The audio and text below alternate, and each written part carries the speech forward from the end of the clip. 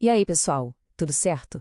Hoje a gente vai mergulhar de cabeça nas ideias de um texto bem provocador: Bitcoin e a cura criptográfica contra o estatismo.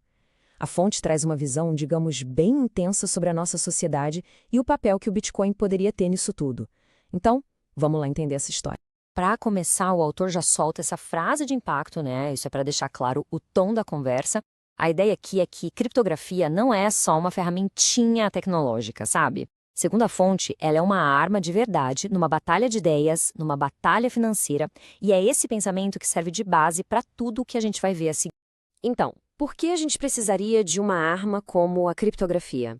Bom, o texto argumenta que é porque estamos vivendo uma grande virada de chave, uma mudança de paradigma. Aquelas regras antigas de como juntar dinheiro, de como construir riqueza, segundo o autor, elas simplesmente não funcionam mais na era digital.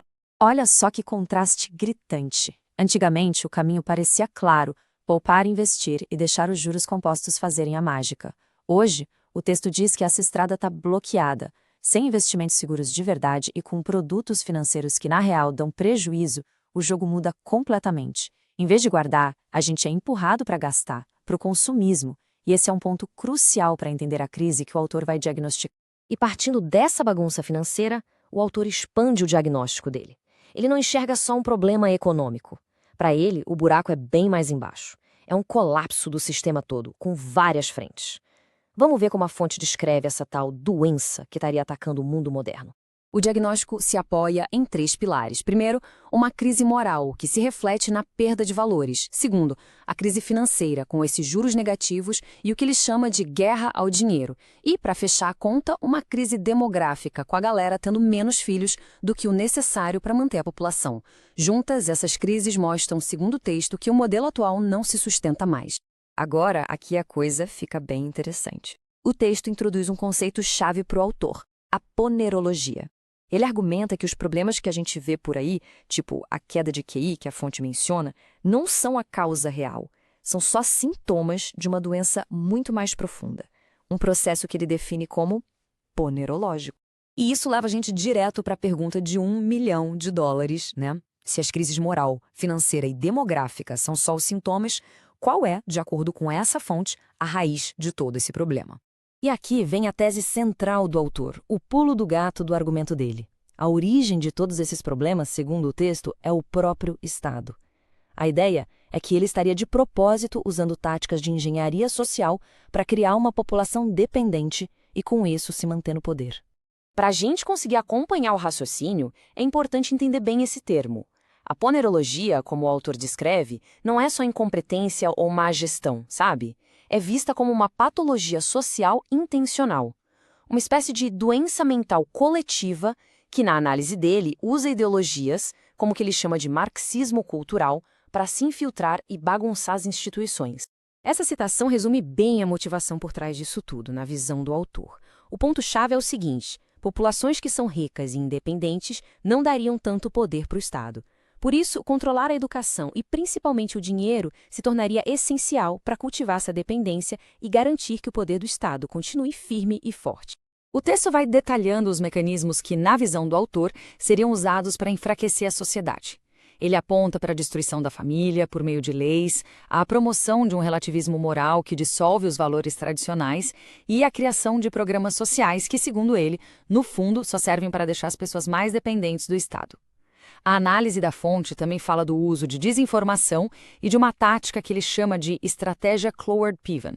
A interpretação do autor sobre essa estratégia é que ela busca sobrecarregar os sistemas sociais de propósito, com um monte de regras e demandas, para forçar um colapso e, a partir daí, justificar um controle estatal ainda maior.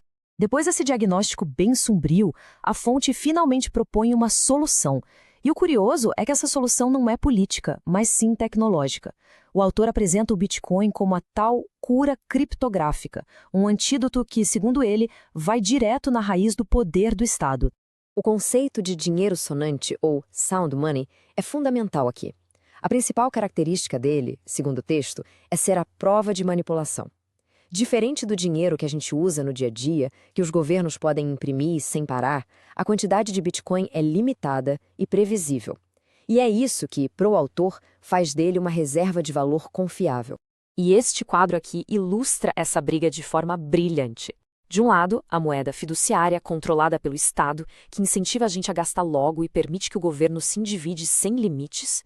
Do outro lado, o dinheiro sonante, tipo o Bitcoin, descentralizado, que incentiva a poupança, o pensamento a longo prazo e, o mais importante, limita o poder do Estado porque é difícil de inflacionar e de confiscar. Mas como essa cura funcionaria na prática? O texto descreve uma reação em cadeia. Primeiro, o Bitcoin oferece uma alternativa para guardar valor fora do sistema do governo. Isso leva as pessoas a pensarem mais no futuro, incentivando a poupança. Mais poupança leva a mais investimento e produtividade. E o resultado final, na visão do autor, é que o Estado perde a capacidade de tirar a riqueza das pessoas através da inflação e do controle financeiro. Ele fica sem ter como se financiar. A conclusão do autor não é nada pacífica. Ele não imagina uma transição tranquila. Pelo contrário, ele enxerga o futuro como uma batalha de vida ou morte, uma luta sem meio termo entre a liberdade individual que o Bitcoin representaria e o controle do Estado. E para reforçar essa ideia de que é tudo ou nada, o autor usa essa citação do próprio criador do Bitcoin, Satoshi Nakamoto. A mensagem é bem direta. O Bitcoin não foi feito para coexistir de boa com o sistema atual. Ou ele se torna algo gigantesco, ou ele simplesmente vai desaparecer. Então, o ponto crucial é este. O autor interpreta essa fala do Satoshi como uma verdadeira declaração de guerra. Nessa visão, o Bitcoin e o estado de bem-estar social são como água e óleo, não se misturam. Um dos dois sistemas vai ter que ceder. Não tem espaço para um acordo, para uma convivência pacífica a longo prazo. E a gente encerra com a pergunta final e bem provocadora do texto. A análise nos deixa com essa imagem de uma guerra de extermínio, não só financeira, mas cultural e ideológica. A questão que fica no ar não é só sobre qual moeda vai vencer, mas sobre qual visão de mundo, qual conjunto de valores vai moldar o nosso futuro, o do coletivismo estatal ou do individualismo soberano, como enquadra o autor. É uma reflexão bem poderosa para a gente fechar esta análise.